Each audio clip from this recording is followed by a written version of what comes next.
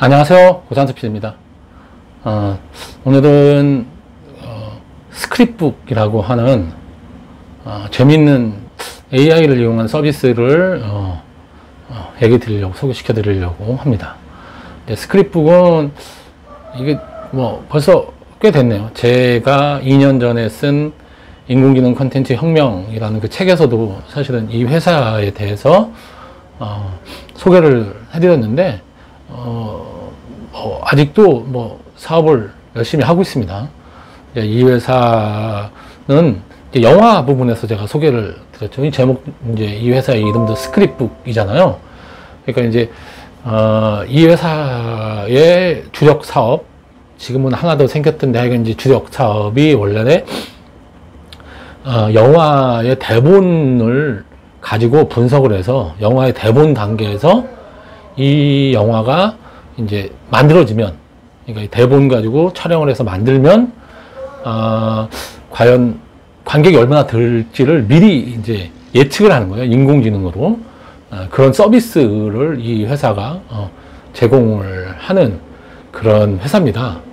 그리고 이제 이 회사 스크립북이라고 구글에서 검색하시면 이제 제일 처음에 나오더라고요. 이 회사가. 그래서 이 회사의 홈페이지에 들어가서 이 회사가 하고 있는 것이나 이런 거를 뭐 보실 수가 있는데, 첫 페이지가 뭐 이렇게 나옵니다. 그래서 democratizing storytelling through the art of AI. 뭐 인공지능을 통해서 스토리텔링을 뭐 데모크라티징 한다. 이거 사람들이 많이 이제 스토리텔링을 할 수 있게, 이게 약간 이 회사의 사업 영역이 조금 바뀌어서 그런데 보니까 원래는 이 회사의 사업 영역에 걔가 2년 전에 쓸 때만 해도 그게 없었는데, 이게 딥스토리라는 게 새로 생겼더라고요. 그래서 딥스토리라는 게 생겼고, 딥스토리라는 건 뭐냐면 이제 그 시나리오, 그러니까 대본을 써주는 거예요. 대신 이제 자기네가 인공지능을 가지고 이제 대본을 연구하고 그렇게 했으니까, 이제 그 인공지능, 그러니까 어떤 대본이 과연 영화 이제 관객이 많이 들 수 있나 없나를 판단하는 인공지능을 학습을 시키다 보니 아무래도 그러니까 인공지능한테 굉장히 좋은 대본들을 많이 가지고 학습을 시켰고, 어떤 대본이 좋다 이런 거를 학습을 시키다 보니 이게 이제 대본도 쓸 수 있게 된 거죠. 쓸 수 있는 그 인공지능도 자기네가 개발을 하게 된 거죠. 그래서 이렇게 시나리오 가지고 예측을 하는 그런 사업도 하면서 시나리오를 써주는, 그러니까 딥스토리라는 그런 이렇게 부르더라고요. 자기 인공지능을 부르는 이름인 것 같습니다. 그래서 이제 시나리오를 써주는 그런 서비스도 하고 있습니다. 그래서 상단에 보면 뭐 이런 메뉴들이 이제 쭉 있고, 그 다음에 요 아래 이렇게 뭐 이런 그래픽이 이렇게 있는데, 뭐 이게 한 인공지능의 특징이죠. 몇 퍼센트 뭐 여자분들이 좋아하고 몇 퍼센트는 뭐 하고, 이렇게 퍼센트로 뭔가 이렇게 분석을 하기 때문에 이렇게 나온다는 거죠. 이렇게 그걸 이제 이렇게 약간 형상화 이렇게 하는 것 같고, 그다음에 이제 자기 스크립북이라는 서비스가 어떤 일을 하고 하는지를 이제 첫 페이지에 이렇게 이제 보여주고 있습니다. 그리고 여기 자기네 이제 서비스 나이가 온 거를 뭔가 설명하는 이런 것들을 이렇게 쭉 해놨어요. 그래서 이 홈페이지 가서 한번 쭉 둘러보시면 뭐 서비스가 어떤 것들을 하고 있구나라는 걸 아실 수 있고요. 그 다음에 이제 여기 보면 이제 매체에서 자기들 다뤄준 거, 이제 스크립북이라는 게 좀 특이하잖아요. 이게 사실은. 그리고 자기들 주장으로는 몇몇 영화를 아주 정확하게 맞췄다라고 얘기를 하고 있기 때문에, 그리고 이제 그런 걸 보도자료를 뿌려가지고 이제 기사가 많이 나게 한 거죠. 그래서 이런 이제 미디어에서 자기들 다뤄줬다라고 하는 이제 이런 것들이 이렇게 쭉 소개가 되어 있습니다. 그래서 뭐 보시면 재밌을 것 같아요. 그 다음에 이런 해서 저희가 이 안에 그 서비스들을 하나하나 한번 들어가 보면 옆에 홈 바로 옆에 있는 스크립북을 한번 들어가 볼까요? 그러면 이제 여기 영화 시나리오 예측하는 거라고 말씀드렸잖아요. 그래서 이제 영화 예측을 이제 이제 대본 가지고 이제 디벨롭하는 과정에서 자기네가 이제 이렇게 한 거다라는 게 나오고, 뭐 이 안에 들어가면 이 영화, 이게 자기네가 뭐 이게 분석하고 했던 영화에 대한 뭐 그런 것들이 이렇게 나와 있습니다. 그러니까 홈페이지가 상당히 그래도 흥미롭게 잘 되어 있는 것 같아요. 뭐 이런 이제 디벨롭 되는 과정하고 프리 프로덕션 스테이지에서 자기들이 이제 분석했던 영화들이 이런 게 있다라는 거고, 이제 릴리즈 하기 전에 이제 분석했던 거 하고 뭐 그런 영화들의 결과 뭐 이런 것들이 나와 있는 거죠. 그래서 뭐 들어가서 한 번씩 보시면 될 것 같습니다. 이거는 제가 여기서 뭐 다 일일이 같이 보기는 그러니까 한번 들어가서 보시면 좋을 것 같고, 그 옆에 이제 프리 스크립북 옆에 프라이싱, 가격이 얼마인가, 이거 이용하려면 이 업체도 이렇게 돈을 벌어야 되겠죠. 공짜로 분석해 줄 수는 없고, 이거는 비즈니스를 위해서 이제 이거를 하는 거니까. 그래서 이제 가격이 있는데, 공짜도 있네요. 베이직 서비스는 공짜입니다. 그래서 이거는 아마 이제 미끼 상품일 거예요. 그래서 이거 한번 써보고, 이제 약간 일반 사람들이 이게 한번 돈 내고 할 수 있도록 그렇게 하고, 뭐 헐리우드 유명 그런 제작사나 이런 데서는 사실은 제대로 예측만 해준다면 뭐 큰 돈을 주고 이걸 분석을 맡기는 게 아깝진 않겠죠. 시나리오 단계에서 이게 진짜 잘 맞는다고 하면 그래 뭐 큰 돈을 주고도 뭐 할 거라고 생각됩니다. 스탠다드라는 서비스가 있는데 유로 달러인 것 같은데 2,000불 가까이 되네요. 1,999불. 뭐 그래서 이런 걸 해준다. 겠죠. 프리미엄은 뭐 라이센스, 자기들이 라이센스를 갖나 보나요? 약간 이렇게 가격이 형성되어 있습니다. 그다음에 마켓플레이스가 있습니다. 그러면 마켓플레이스에 들어가 보면 이제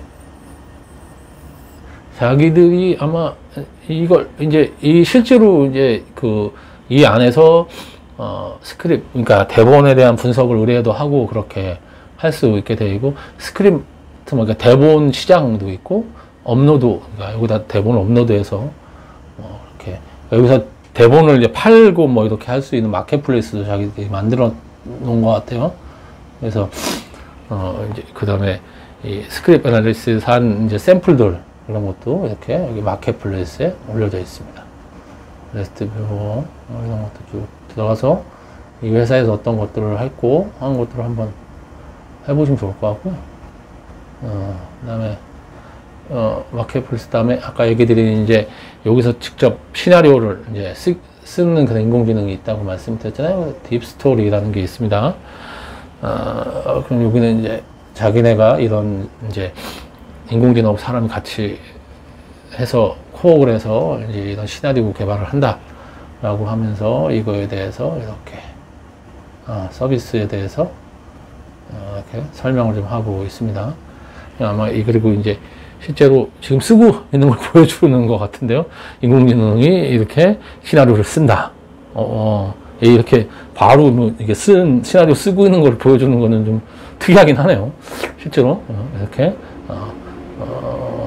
이게 그래서 사람들이 이렇게 편하게 이렇게 볼 수 있게 이건 좀 시각적으로 독특합니다.